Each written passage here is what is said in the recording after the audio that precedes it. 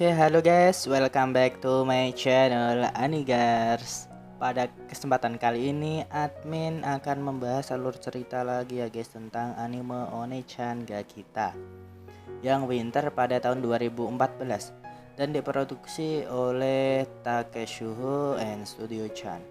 Langsung saja bercerita tentang seorang anak remaja yang umurnya kisaran 13 tahun atau anak SMP-nan ya, bernama Tomoya, yang tiba-tiba diberitahu ayahnya kalau sudah punya ibu baru, dan Tomoya akhirnya punya kakak perempuan bernama Ichika yang masih sekolah di bangku SMA.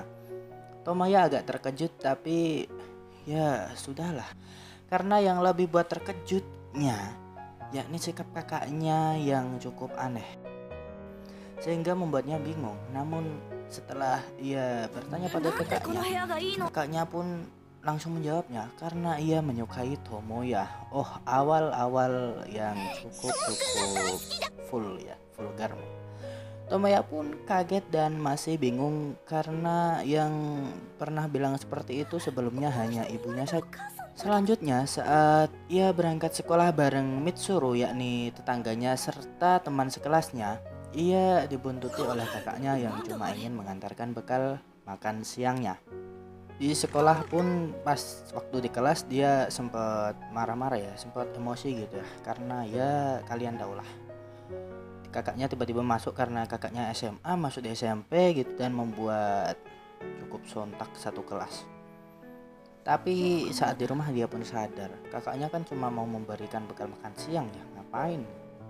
Di hari esoknya, Ichika kakaknya ingin mengenalkan Tomoya pada teman-temannya, yakni yang bernama Ruri si rambut kuncir dan Marinachi si opai besar. Karena Tomoya cukup terganggu, ia main ke rumahnya Mitsuru, yakni temannya tadi ya.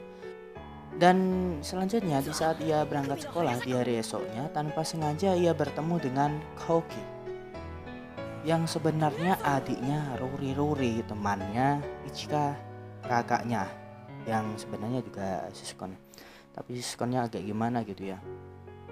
Setelah itu, di saat musim panas, ia ditawarkan ibunya untuk pergi ke kolam renang, dan tiba-tiba mereka langsung menerimanya. Di kolam renang, gak disangka-sangka ternyata di sana ada Fujisaki, sang idol kelas yang ditaksir Tomoya sejak lama, yang sebenarnya punya sifat angkuh ya. Angkuhnya mainstream banget, namanya juga ya gimana ya.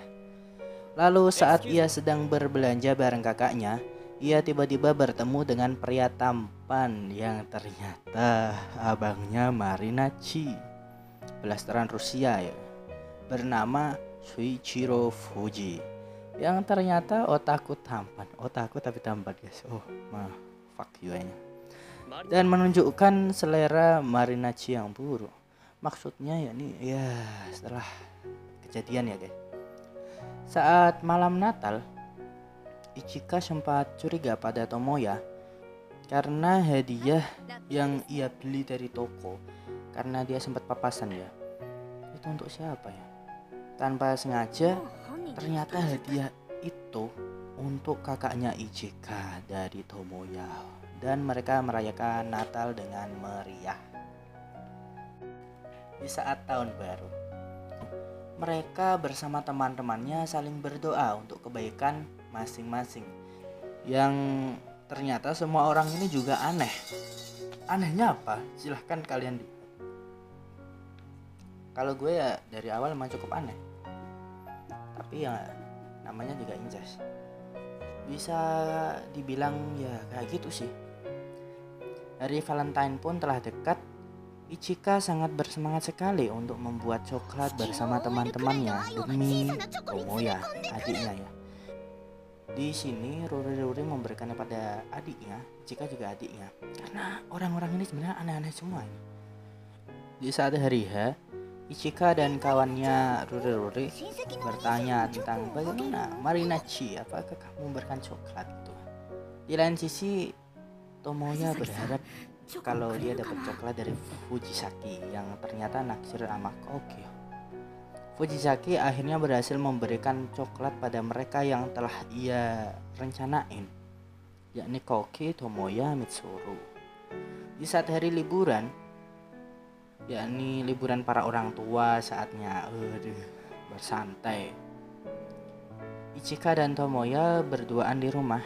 Namun betapa terkejutnya Ichika saat tahu bahwa Tomoya demam.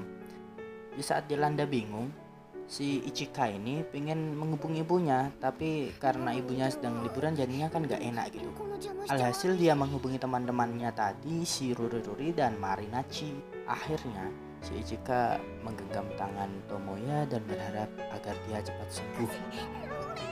Di saat setelahnya ternyata Ichika bergantian jadi sakit, dan yang merawatnya yakni Tomoya.